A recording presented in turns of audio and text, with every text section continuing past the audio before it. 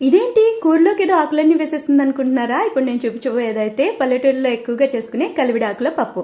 ఇందులోకి నేను 3 రకాల ఆకుకూరలు వేసానండి. వీటికున్న ఆరోగ్య ప్రయోజనాలు అన్ని ఇన్ని కాదు. ఇదేమో చిన్న వావిల్లాకు, ఇది గంగవల్లాకు, దీనే గంగవావిల కూర అని కూడా అంటారు. అలాగే అటిక మామిడాకు యాడ్ చేశాను. తెలంగాణ సైడ్ అటిక మామిడాకుని తెల్ల గల్జేరాకు అంటారు. ఈ 3 మా ఇంట్లోనే ఈజీగా దొరికేసాయండి. చాలా హెల్తీ అన్నమాట. దీంతో పప్పు చేసుకోవడానికి ఫస్ట్ కందిపప్పు మరియు పెసరపప్పును నానబెట్టుకుని అందులోకి టొమాటో, ఉల్లిపాయ, ఎండుమిరపకాయలు, పచ్చిమిరపకాయలు, బాగా కడిగిన ఆకుకూరలతో పాటు నేను చింతపండు ప్లేస్ లో చింత చిగురు యాడ్ చేసుకున్నాను.